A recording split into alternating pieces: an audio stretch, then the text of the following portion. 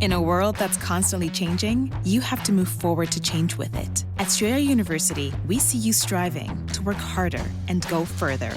That's why we provide you with the tools you need to get there, like offering a brand new laptop when you enroll in a bachelor's program, so you can do your coursework anytime, anywhere. Because our greatest strength is helping you unlock yours, so you can always keep striving. Visit strayer.edu to learn more. Eligibility rules, restrictions, and exclusions apply. Connect with us for details. In a world that's constantly changing, you have to move forward to change with it. At Strayer University, we see you striving to work harder and go further. That's why we provide you with the tools you need to get there, like offering a brand new laptop when you enroll in a bachelor's program, so you can do your coursework anytime, anywhere. Because our greatest strength is helping you unlock yours, so you can always keep striving. Visit strayer.edu to learn more. Eligibility rules, restrictions, and exclusions apply. Connect with us for details. Welcome to the Having It All podcast, the show about what it takes to live an abundant, loving life. My name is Matthew Bivens, and I want to help you live with more clarity, confidence, and purpose so you can truly have it all. Let's do it. What's going on, my awesome friend? Welcome back to the podcast. I'm Matthew Bivens, your balanced lifestyle coach, and I first want to kick off this episode by just saying thank you. Thank you for being here. Thank you for investing this time with me here today. If this is your first time here or your 500th, I just want to say thank you and I appreciate it. If you feel inspired, please do all those normal podcast things like hit the like and subscribe button on whatever podcast app you're listening to this episode on right now. And if you ever want to reach out to me directly, let's say you have a question you want to ask me, you have a recommendation for a podcast episode topic, or you just want to say what's up, you can always email me at matthewbivens.com. Today's episode is all about 4 sobering truths that are really going to make you rethink how you view your life. And this episode today is inspired by a video that I watched on the Mind Valley YouTube channel. Mind Valley is a very like-minded organization that's all about helping you to level up your life. And if you haven't checked them out, I highly recommend you do. I dropped a link to the specific video that inspired today's episodes in the show notes. So go check that out. And then from there, you can explore all of Mind Valley's great content. And again, in today's conversation, I'm going to talk about 4 distinct truths. And each one of these truths that I'm about to cover today may confront a belief that you have about yourself or your life. And it might be uncomfortable to hear these truths. However, I simply ask you to put your resistance on the shelf. Put all that stuff that your mind might go through when I say these things, put it on the shelf for just a few minutes, because I'm going to explain to you why accepting these truths will truly set you free and have you feeling lighter in both your heart and your spirit. So, accepting these sobering truths, again, while it can be sobering, there is going to be a release as a result of doing that. So let's get started. The first truth is that happiness is not the absence of problems. It is the ability to deal with them. Right now, you might be thinking that your happiness or your sense of peace can only come if you have no more problems, if you experience no more stress, if you have no more challenges. However, the truth is that happiness is having the ability to deal with your problems, to deal with your challenges, to deal with your stressful moments. And the ability to deal with them, what that really means is that you have built up healthy enough habits that when a challenge presents itself, a problem, a stressful moment presents itself, you know which habit in your tool belt you can pull out to deal with what's in front of you. That is happiness. That is what creates a real sense of peace. When you have the confidence in your practice, in your reps, in your tools, in your habits. Because there are people out there who don't have quote unquote problems. Maybe they have all things taken care of them for them, and they've gone through life with things on that silver platter. But if you were to talk to those people, they probably aren't very happy. Because when you have a problem or a challenge, if you have a certain mindset about that, that problem and challenge can cause you to grow. It can cause you to become a smarter, greater, more resourceful version of yourself. And that feels great. It feels great to learn something and to grow. So when you have a problem and you have the ability to face that problem and deal with it and get beyond that problem, that creates a sense of happiness. And it also creates a sense of peace when you know you have the confidence in your tools and in your practices that you can deal with any sort of challenge, problem, or stressful event that hits you. So, what do you do with this truth now? Now that you know that happiness is not the absence of problems, it's the ability to deal with them. Well, what I recommend you do is take a look at the habits in your toolbox. What are those habits that you turn to when you're feeling stressed, when you're feeling overwhelmed, when you're facing a problem or a challenge? What do you turn to? What specific habits, what specific resources do you feel you have at your disposal? And how strong are those habits for you? Here's an example. Let's say when a problem arises or a stressful moment, you say to yourself, one of the habits that I have is meditation. Okay, great. Then I ask, how strong is your meditation habit? And you're like, well, I meditate maybe once every week or so, once or twice every week or so. So it's not a very strong habit. Therefore, if you turn to that habit in your toolbox, it may not help you to overcome that stressful moment. So you really want to take a look at the habits in your toolbox, and you really want to see how strong are they? How practiced am I at that specific habit? Are those habits strong enough to help me get back to a centered place, a grounded, peaceful place when I'm facing a huge challenge or stressful moment? If they are, awesome. Keep repping those habits, keep putting in those practices, keep getting those reps in. But if they aren't, then you definitely want to work on strengthening those habits that bring you happiness, that bring you peace. Our biggest bath event of the year has arrived online at the Home Depot. Right now, get up to 40% off select bath online, plus free delivery on a wide selection of on-trend bath products from quality brands like Home Decorators Collection. Personalizing your bathroom has never been easier with online savings from the Home Depot. Get started on your next bathroom project today with our lowest bath prices of the year at homedepot.com. How doers get more done. The second truth is feeling sad after making a decision doesn't mean it's the wrong decision. I hear this a lot in my coaching. A person will make a decision and then they feel sadness as a result. They feel some sort of emotion that they don't believe they should be feeling, and therefore they start to think that they made the wrong decision. Because the belief is that if I make the right decision, everything after that feels happy. The reality is that when you make a certain type of decision, particularly a decision where you take a stand for yourself or you stand for something that you believe in, when you make a big decision in a critical moment, you might feel sadness because there is a release of an attachment that is happening. Think about if you've never been a person who's really stood for yourself. Maybe you've always wanted external validation from your friend group. And so you allowed those friends to treat you in a certain type of way. You never felt like they were treating you the way that you should be treated, but because you wanted their validation, you didn't say anything until one day you took a stand. You said, hey, don't talk to me that way. Don't treat me that way. I deserve to be treated better.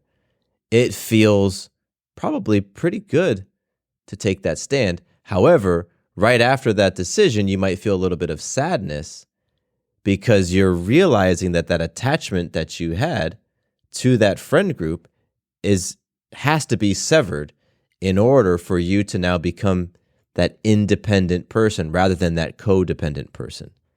So that can create a little bit of sadness. So what do you do with this truth? Well, recognize that when you have a vision of this new version of yourself that you wish to become, again, the only way to get there is to release some attachments. You have to let go of doing things a certain way in order to step into this new version of you to get the results that you want. And so those attachments that you might have, they might be to people, they might be to things, it might be an attachment to a certain belief. And any time that you release an attachment or you're working on healing and letting go of those attachments, you may experience a mourning period where you feel sad. And that's okay. It's part of the process. This is especially true when it's codependency that you're working on healing and letting go of. When you are able to recognize that you have put your source of security or validation or love or guidance or wisdom in something outside of yourself, and you're working on healing that and bringing it internal, that can create a little bit of emotion as you are releasing those attachments. So it is okay. It is okay. The most important thing here is to really tune into your intuition. What is your intuition saying? Where is it guiding you? And have faith and trust that when you make decisions that are guided by your intuition or your heart or your spirit or whatever, however you want to call it, when you make decisions coming from that place, that ultimately it's for your greater good. The third truth is that you are not stressed because you're doing too much. You're stressed because you're doing too little of what makes you feel most alive. Now, this is a beautiful truth and something that can be so hard to wrap your mind around. Because again, a lot of people do a lot of things for many others, believing that that's what's going to make them happy. And they're doing it many times because that's what they feel they are supposed to do. That's what they were told they were supposed to do. That's what they feel is expected of them. So it's not necessarily that you're doing too much. It's that the things that really make you feel most alive, the things that you're really passionate about, or the things that excite you as an individual, you aren't doing or you aren't honoring. You may not even be clear on what those things are because you spent so much of your life doing the things that you felt you were supposed to do, because at some point you adopted somebody else's belief of what your life is supposed to look like. So many times when a person's feeling stressed, they just want to take things off their plate. And that can certainly help. But I have experienced many times people who reduce the number of responsibilities, but they still feel this internal angst that creates a stress response in their body. And it's because where they are investing their time and energy, it's not going into something that is truly lighting them up, that's truly fulfilling that thing within them. And so what do you do with this truth? Well, you really need to think deeply about what makes you feel most alive. And you can even, if you're not a fan of that last portion, what makes you feel most alive, then rephrase it. What are you passionate about? What are you interested in? What excites you? Like, what is something that if you had an extra hour in your day and you weren't going to spend it on, sleeping or watching TV, like, what is it that you would be doing with that time? If you had all the money in the world, you could do whatever you want, and you're just going to focus on the things that light you up, what are you going to choose? So whatever is on that list of things, you want to start figuring out ways to work them into your life a little bit more. Because again, a lot of times that stress doesn't just come from what's on your plate. Is that the things that are on your plate don't represent what really makes you come alive, what really makes you excited, what you're really passionate about. And so you don't want to misdiagnose the problem and then just focus on stress reduction techniques or how can I let go of some things on my plate, because sometimes that is not the issue. Our biggest bath event of the year has arrived online at the Home Depot. Right now, get up to 40% off select bath online, plus free delivery on a wide selection of on-trend bath products from quality brands like Home Decorators Collection. Personalizing your bathroom has never been easier with online savings from the Home Depot. Get started on your next bathroom project today with our lowest bath prices of the year at HomeDepot.com. How doers get more done. All right, the fourth and final truth is that the lesson you struggle with will repeat itself until you learn from it. Now, I can imagine you've heard this truth in some way, shape, or form in your life. And again, it's the idea that if you do not learn the lesson from a particular situation, you are going to continue to repeat it over and over and over until you finally learn from it. And then there will be a new lesson for you to learn through new situations and circumstances. So here's an example. A person who keeps on attracting the same type of partner into their life, or keeps attracting people that are constantly treating them a certain way that they don't like. There's a lesson in there for you. There's something for you to learn. And if you don't learn that lesson, even if you dump that partner or get a new friend group, you are going to attract people that are of that similar mindset again. It's going to keep on happening until you learn the lesson. Now, again, this is a sobering truth because a lot of times people don't want to look at themselves as the reason why they keep repeating this thing over and over and over. They want to say, well, I just have bad luck. I just haven't met the right person yet. I just haven't fill in the blank. And what you're doing, again, is you are not addressing what's really at the root, which is you and your thoughts, your beliefs, the attitudes that you have, the energy you're putting out there, your willingness or unwillingness to take a stand for yourself, your ability or lack of ability to have values and live according to values, principles, and standards. When you don't have those things, then you're going to have a lot of lessons that keep coming around. And if you don't actually learn from it, it's just going to repeat itself in a new form. So what do you do with this truth? Well, what you need to do is really start thinking about what are the things, the challenges that continue to repeat themselves over and over and over. It's like almost like clockwork, perhaps. Like, around this time of the year, this sort of challenge is going to come back. Because that is an indication that there's something from this that you have not yet learned.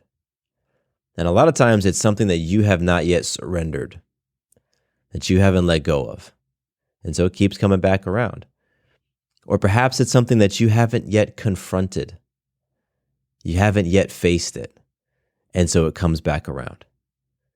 So that's what you got to do with this truth, is really take an objective look at those things that keep coming around and around and around, and be willing and courageous enough to dig a little deeper to figure out, what is the lesson in this? What is this really revealing?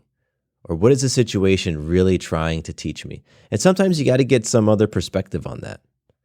Sometimes you need to go talk to a trusted friend, a trusted advisor, a coach, a therapist. Sometimes you need to get that perspective, because a lot of times you keep banging your head against the wall because you're not seeing something.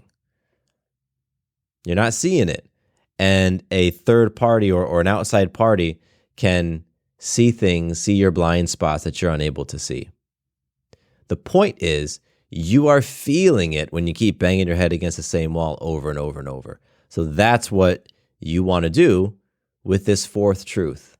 Identify the things that you keep banging your head against over and over and over, and try to get a new perspective on it until you can really understand what the lesson is. And once you understand what the lesson is, that doesn't mean that you've gotten the lesson. It just means you're clear that, okay, that's what the situation is giving me the opportunity to do. Okay. This is giving me an opportunity to take a stand. Okay, to speak up for myself. And then you got to actually do it. That's how you learn the lesson, is you do it. You surrender to the thing and you do it. So these 4 truths, again, they can be sobering because they can really shift up how you look at yourself and how you look at your life. And one thing that these truths have in common is that they put you in the driver's seat of your life, puts you in the driver's seat of your happiness. You're in the driver's seat of being able to experience peace, more peace, less stress, being able to learn lessons and grow. And that is a common theme in everything I talk about in Having It All podcast. You are the common denominator of all the things, of all the ups and the downs in your life, of all the happiness and the sadness and the triumphs and the low moments. You're at the center of it. And when you can start really taking responsibility for your life, understanding that every decision you make ripples, and sometimes those ripples lead to things that you weren't expecting them to, but that's okay. You wrap your arms around all of it and you accept it, take responsibility for it. Now you are slowly moving into the driver's seat of your life, and you can start steering your vehicle wherever you want it to go. But you definitely have to understand these 4 truths in order to do that, because if you don't get these 4 truths, if you don't really start to look at them as true, then you feel that your happiness is not in your own hands. You start to not really trust the decisions that you make. You start to approach solving your stress in a way that's not really addressing the issue. And you keep repeating these same scenarios over and over and over. And that definitely is not going to lead to you feeling like you have an abundant, loving life. So I hope that this episode challenged some beliefs that you have. I do hope that you felt confronted, because that's great. We want to bring things to the forefront. That's what confront is about, bringing it to the front so that you can face it and recontextualize it and then elevate from it. Thank you so much for hanging out with me here today. I absolutely appreciate you investing this time with me on this episode. And just know that I'm out here sending you love and appreciation. And once again, my name is Matthew Bivens, and here's to you having it all.